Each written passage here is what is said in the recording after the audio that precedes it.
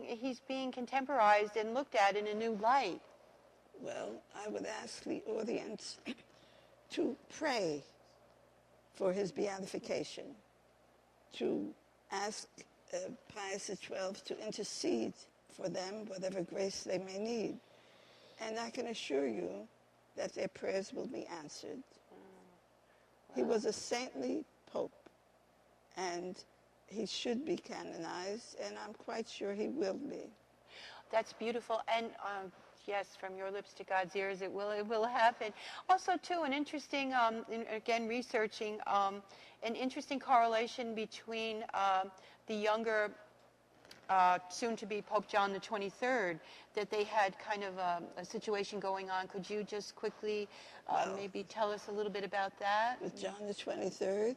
Well, John the 23rd was the bishop in Bulgaria, and then, of course, he went to Paris. He was in Paris, too.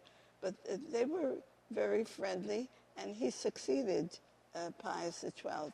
Now, Pius XII made all the preparations for Vatican II, although John the 23rd was the one who implemented all those preparations. Is that a little-known fact? Or, I mean, I've never heard it put that way. That's interesting.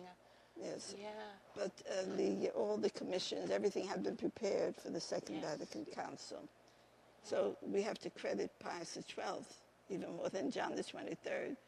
But they were very close.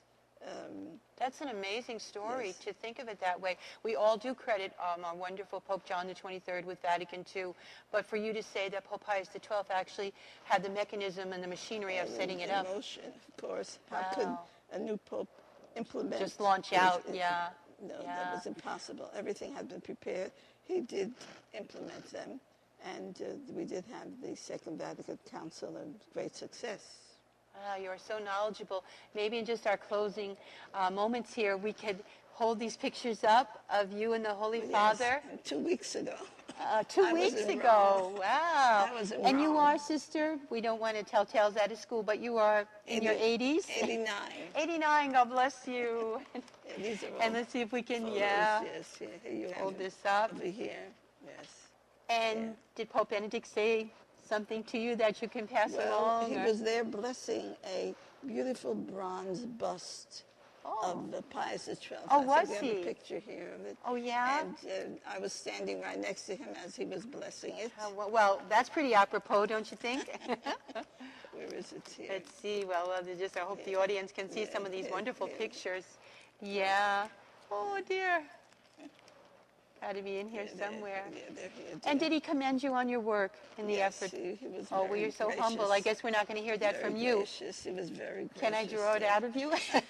What were some of his words to you, sister? Anyway, well, he's just was happy that we were there, that this bust was being blessed by him.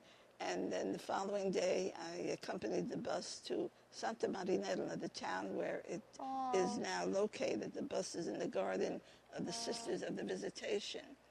And we had a beautiful mass. Cardinal Sodano came and represented the Holy Father and blessed the bus. Beautiful. Yes. That's an amazing story. Your whole life is an amazing story. And also just one other relevant point that I didn't bring out that I think is important. For any Jewish people who, so to speak, might not have the whole picture on Pius XII, I read again last night in my research that there was going to be an invasion, and the Holy Father, again, Pope Pius XII, went and had the Vatican seal emblazed on the synagogue door. Can you fill that out a little bit? Are you familiar with that story? No, yeah, I had read that he was so anxious to save that synagogue that he had the Vatican seal, actually. Because during the war, that's what saved these people. That's totally amazing. Well, again, thank you so very much for joining us. Sister, I'm humbled to be in your presence. I'm in awe of you. And I just see God's holiness and his grace just like pouring out of you. We thank you. We thank you for visiting us here today. God bless you. Will you keep us in your prayers? I certainly will. Thank you so much, sister. Thank you, Jim. Thank you, everyone, for joining us. What a fascinating woman, a woman of faith, a woman of courage, a model, a role model for all of us. Thank you again. We'll see you next time.